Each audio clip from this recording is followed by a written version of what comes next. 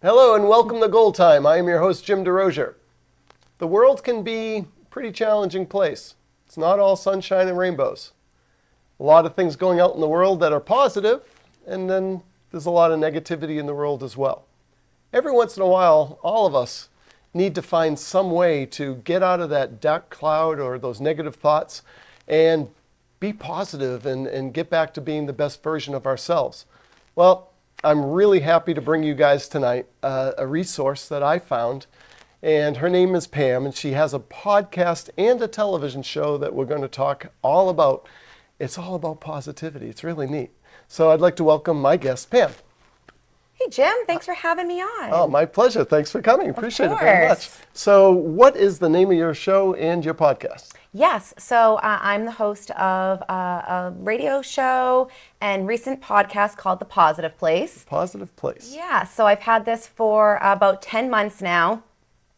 And so we record out of Leominster, low frequency FM station, but you can stream us online to listen literally anywhere in the world.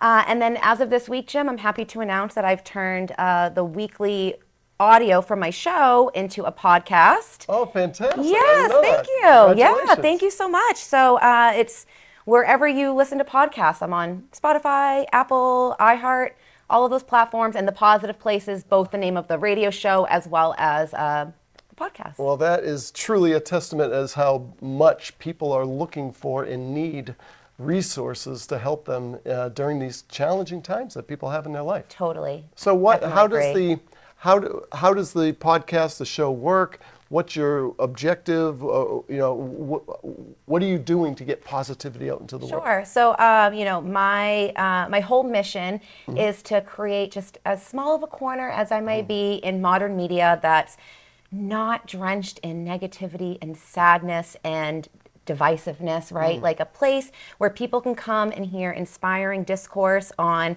the importance of having a growth mindset, having a positive attitude despite things that might be going on in our lives. Every week I have a different theme. Sometimes I talk about, it's okay to burn it all down and start over again. And when I do welcome guests on the show, I like to put a spotlight on people just like you and I in the community doing incredible things for others, whether they are leading a nonprofit, maybe they have a rags to riches story, or they're just doing other things like you and I are doing here. And just, I think positivity is contagious. And, I think with everything happening both here in our country and on a global scale, everyone could use a little daily dose of positivity in their lives. Oh, yeah. You can say that again, 100%. I am thrilled that you're here, and I want to share with the viewers, how did you do it? Why did you do it? What was it about you that that made this goal even an idea? And then how did you get that idea to fruition? So is it something you were born with? Were you always this positive and upbeat? Well, I was definitely always this extroverted and bubbly. Okay. But no, unfortunately, I was not always positive and upbeat. I've been through some pretty dark times and trials and tribulations in my life. And so now, where did you grow up? So I grew up in Marlborough, Mass, so not too far away from here. Okay. Pretty standard middle class upbringing, mom and dad, younger sister. I graduated from a technical high school. Cool. Pretty standard childhood, but then my dad passed away suddenly. How old were you? I was 18. Oh my gosh. It was soon after graduating high school, my freshman year in college, like literally my first semester. Do you mind talking about that? No, not at all. So now you're 18 years old. With a 6-month-old daughter. Whoa. I had my daughter my senior year of high school. Really? I did. Okay. I did, and that was difficult, amazingly. But I always give so much credit to my mom. My mom was a stay-at-home mom, so fortunately she was able to help tremendously, and still does. So her and my daughter have a bond like this, and I love that for them. So you're in high school and you had a baby. I'm in high school. I had a baby. Now, let's stay there for a second. Sure. Now, this is the hardest part, that we have 23 minutes, because already I could think of 3 hours of content that we could talk about. So you're in high school, you have a baby. Right there is a challenge. How did family react to that? Well, you're a dad, so I'm sure how you could imagine you would react. So my dad didn't take it too well. You know, they were supportive though, nonetheless. Okay. And their biggest concern was just that I graduated high school, which I did There with had to be a honors. shock, right? So they have to absorb the shock, but in Shock. the end, they supported and loved. In the end, they supported it and loved her. But, you Right. know, and unfortunately, my dad only had 6 months with her because she was born in April, and then that October is when he passed away. Wow. Now, did you know he was? I don't know how he died. Heart attack at 52, just Unexpected. unexpected. Oh my goodness. Completely unexpected. So, and that's kind of where a lot I'm of. so sorry. Thank you, thank you. That's where a lot of the hardship really started, right? Because my mom suddenly was widowed at 48, and my parents were very old school, so she didn't work out of the house. Okay. She didn't have a career, and she was just blindsided and just didn't really know what to do. And my dad always instilled in me how to balance a checkbook, how to do certain things. Life lessons. Life lessons. And so I kind of became the matriarch of my mom and my sister and now my infant daughter. And so, you know, I still was going to college through all of this, but just so many things were happening. And then that's kind of where the darkness really started, because then I went down this road of drinking and substance abuse. And that was something that I struggled with off and on for, oh gosh, the better part of a decade. Wow. So now during your darkest times, what got you to stop and change the pattern, change the behavior? Was it a long process? Was it an event? What got you A out little of bit there? of both. So, Was it your you know, daughter? I'm sure it was. So I'm sure you and maybe some of our viewers have heard this term, like high functioning addict. So I definitely would classify myself as that because I always worked. Again, I was in college. I had my daughter, and even though I had tremendous support from my mom, I was still a single mom as well. But you're always the last to know. So I thought in my head everything was going smooth. I've got it handled. Yes. I can handle it. But then, you know, before you know it, reality hits. And I found myself, I did a stint in detox. I was in some legal problems. And Who's taking care of your daughter at this point? at this point, it was my mom. And then at one point, her dad intervened. And that was a whole other unnecessary thing that had happened. But I will say, that was probably my rock bottom, as we say in recovery. That was my rock bottom. And that was what led me to clean up my act, if you will. So I got clean from the substances, and I ended up going back to finish my bachelor's degree. I graduated when I was 28, Okay. and my daughter was 10, and that made a big impact on her. But you know, still, Well, you think about that. Yeah. Think about that as a role model, because these kids are absorbing their environment and everything that's going on around them, and typically the human being becomes what they're surrounded by. So even though you're going to have your own ups and downs, Sure. how you handle those ups and downs and how you come out of those ups and downs are role modeling examples for others. So to have her see you yes. come out of the darkness and then set new goals and change behavior, change reality, and then succeed despite where you started from or what you had to go through is an amazing life lesson that is going to shape her life forever as well. It has. It definitely has. She was so proud. And again, because she was 10, she has a core memory for her. Right. She remembers being at the DCU Center and graduating from Worcester State University. Wow. And lots of people, huge space.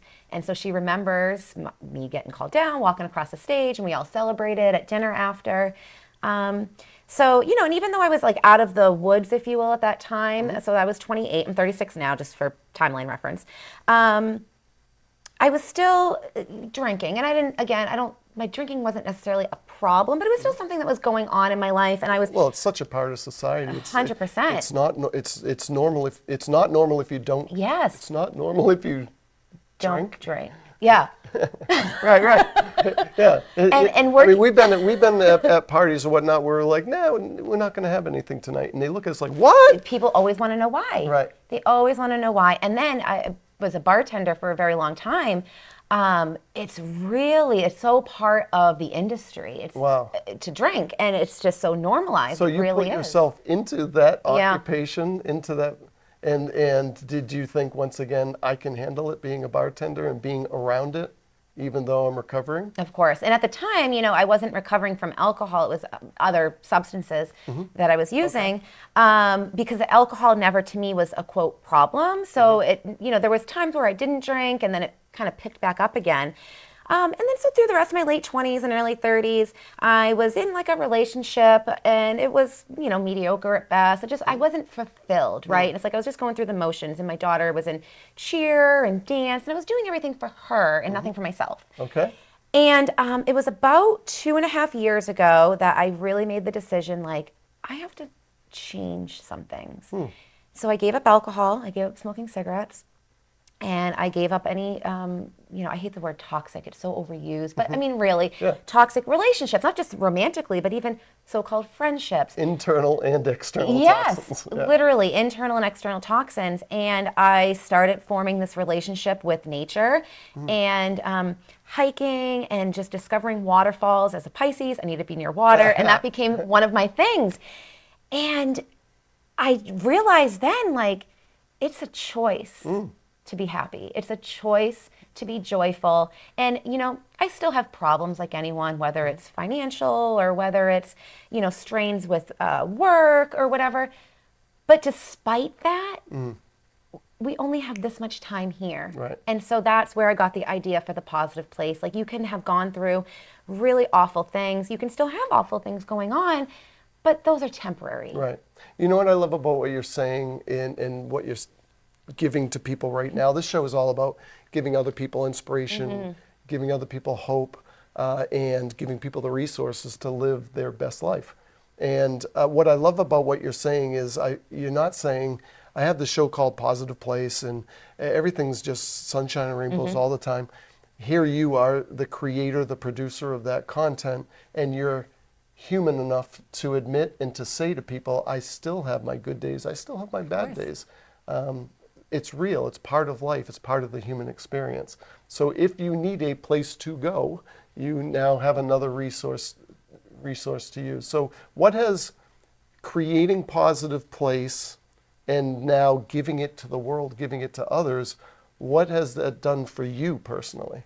It's almost like my personal, like, weekly therapy. And sometimes I'll even say this on air. I'm like, guys, I was feeling a little, low today. But then as soon as I get there in the studio and I put my headset on and I flick the on-air light, it's just, and the messages that I've gotten from people, and sometimes these are people who maybe I grew up with and I'm not connected with anymore, or sometimes strangers. And I get these messages on Facebook. And they're like, I just want to say thank you for what you're doing. Yeah, I found your show. I saw you posting in this Facebook group, or my friend told me. Just love what you're doing. Yeah. And it's the best part of my day to tune in and hear your show. And it's also lended itself for me to meet other incredible people around the community. And again, what you surround yourself by, yes, you typically become. Yeah. You surround yourself with positive, you fill your world and yourself with positivity. You surround yourself with negative people and negative things, or you're constantly watching negative media, or then that's what your world is going to be, is full of negative. So absolutely. I'm so excited you said. I never thought of my show or my company Growth Co as being therapy for me. I'm going to think about that more, because it's true. I have good days, I have bad days. I still find myself in very dark moments, and I got to pull myself out of it. And when I go and do this show, or I go to a client, I can't be off. I've got to be on, and I've got to be positive. And sometimes my wife cracks up, because we'll be at a restaurant eating, and a client will recognize me, come see me, and say, hey, Jim, how you doing? And then they'll say, Claudia, you're so lucky to have him. He's so positive all the time. And she's looking at them like, you don't see him at home. You don't see him. He's not all that. He's not that all the time. So I never thought about it like that. But that's very interesting that you say that that's what it does for you too. What do you want people to know if they are currently in a dark place, and they just feel like they can't get out of the cloud? Nothing is permanent. And although, it can be easier said than done, right? But it just starts with one small positive choice. and then another small positive choice. And even if it's like, I've been so down in the dumps where it was difficult to get out of bed. And it's even like if you have to roll, like actually roll out of bed onto the floor, get yourself up, that's a small accomplishment. Or, just writing down things that you're grateful for, like a gratitude attitude is one of the best ways to come out of it quickly. 10 things on the top of your head, journal. What are you grateful for?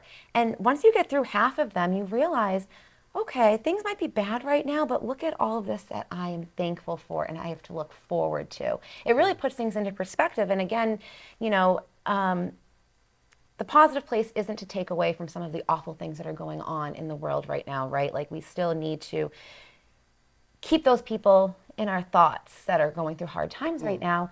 But what it is to, life is short and things can change in a moment. So at any time, Jim, like we could be faced with some of these hardships that people are experiencing. So we should enjoy 100%. Every moment while we have it. Yeah. And so... that's a beautiful message. Yeah, thank you. Pam and I are going to challenge you guys. Create 3 lists for yourself. List number 1 is an altitude list. Altitude is your heights. Where are you going in your future that you're super excited about? Second list, attitude list. Attitude are a list of quotes that you've heard from other speakers, motivational people, books that you've read, even lines from movies that you've watched.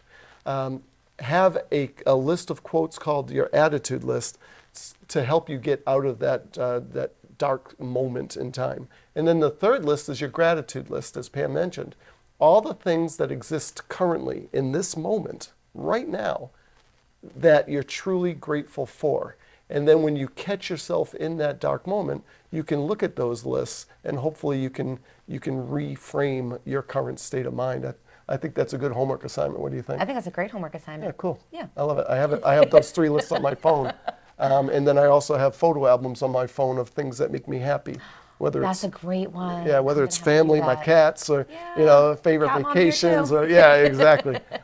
So I think those are great things that anyone can do when they need to do that. What else do you want the viewers to know about you, or resources that might be available to them? Sure. So I guess what anyone can know about me is I always like to say, I'm just a plain Jane. I'm no different than or better than anyone. And if I can find it in me and some of the things that I've been through, I think anyone can find joy. And, you have to love yourself. I think that's one of the most important things. Like our relationship with ourselves is the most important relationship. What was your journey to find that love for you? Solo hiking. Going hiking. Somewhere I'd never been before. And I'm not saying you have to go out of state. I mean, I went to the Berkshires and I have a whole list of wonderful places. Well, anyone that lives east of 495 thinks the Berkshires is another state. So it feels like another state. It really does. Well, Massachusetts, when you think about the cities and the mountains, and we have all these different topographies, and we have so much to offer. The people who only have been to eastern Massachusetts need to get on the pike and get out there. But tell me a little bit more about that journey. So you used hiking, nature. I use hiking, nature. I bring like a backpack. I bring a little journal with me, and I'll just sit and, I'll journal about maybe some of the sights that I'm seeing, how I'm feeling, or just whatever comes to mind at that time. I just love the peacefulness because, like yourself, my life is go, go, go most of the time. And so when I have that time to just be alone with my thoughts in a mostly quiet environment, other than the birds or the sounds of, the wind rustling leaves, it's just, it really puts things into perspective. And it's like, how could you not find joy in moments like that? Yeah, you're an amazing inspiration for people watching because, if you start out life was okay. Yeah. Teenage pregnancy, has a baby, a high school student, still got the job done and graduated high school. Graduated with honors. Unexpectedly lost a father. 6 months later. Completely unexpected. Yes. And then decides, with substance abuse, decided that this is not the end of my story and I've got a daughter here that I'm responsible 100%. for. Whether you did it for her, whether you did it for yourself in the beginning doesn't matter. The example that you are sharing with us that you're going to have your ups, you're going to have your downs. It's where do you go from here? The eyes are in the front of your head for a reason. Totally. And then it's a matter of keeping track of what do I want with what's left, what's ahead of me. What am I grateful for that currently exists today? Surrounding yourself with a good support system. Yes. And then showing up every day, loving yourself. And living in the now. And That's living in the now. one of my biggest mantras, Jim, is just living in the now, because that's what we have, is right now, Yep. this moment, and making everything of it. And, I never mind sharing my story. In fact, I enjoy sharing my story, because we never know what other people are going through. And I'm sure there's been at least one person I've encountered who heard my story and it inspired them. And Well, now that's what there's life's gonna all be about. Now there's going to be many more, too. So, well, I am grateful right now to have you as my guest. Yeah, I I'm really grateful think. to be here, too. How can people find you? So people can find me, I'm both on Facebook at The Positive Place, as well as Instagram, that is The Positive Place _WLPZ. And the podcast is available on Spotify, iHeart, Amazon, and Apple Podcasts. The Positive Place. Fantastic. Well, Yes. thank you so much Thank for being you my so guest. much for having my me, pleasure. Jim. It was Yes. great. I love it. Hey, wherever you're at in your life, good, the bad, the ugly, it's called the human experience. Everyone has a story. Everyone has to go through the trials and tribulations of this crazy game called life. Character is not who you are in the absence of stress and fear. Character is who you are in the presence of stress and fear. Use every single day to identify what's left, what do I want, what's working in my life, what isn't.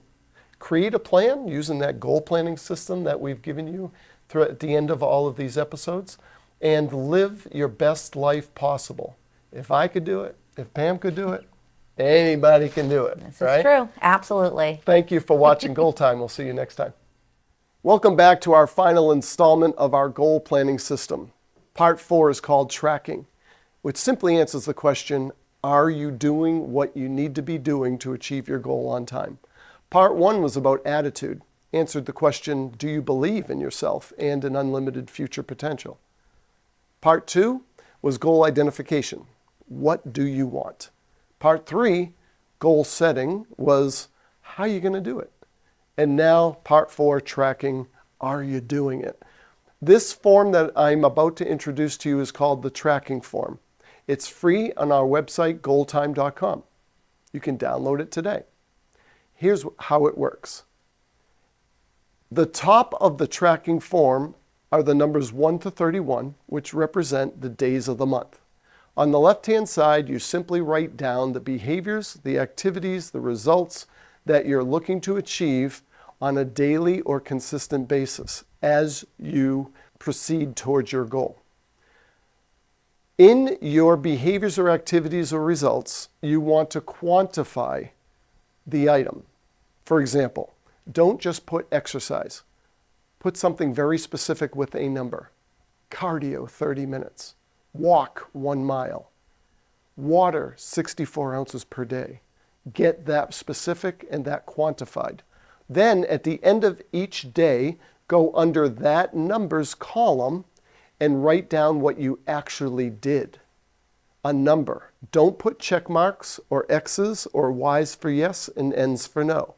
Put numbers. This way here, you can't at the end of the day see the word exercise and then say, oh, I don't want to put a 0, so I'll just quickly do a jumping jack and now I can check off that box. You want to put a specific number like 30 jumping jacks, 25 push-ups, etc. Okay? Now here's the benefit of using the tracking form. You're going to see your progress and your results as time goes on. At the end of the month, if I wanted to lose 10 pounds, it should not be a surprise on the 30th or the 31st of the month that I either hit or didn't hit my goal, if I'm tracking it all month long. If I want to lose 10 pounds by the end of the month, then on the 15th of the month, I should be at 5 pounds lost. If I'm not, I still have the entire second half of the month to make my adjustments. I either need to change my exercise routine, my intensity, the type of exercising I'm doing, or perhaps it's something in my diet. If I'm tracking my progress along the way, I make adjustments along the way, and the end goal becomes predictable. That's it for tracking. It really is that easy. Again, you can download it from GoalTime.com. I am so happy that you've chosen to use this time to learn the 4 parts of our goal planning system, and I can't wait to see what you can do. Thank you for watching.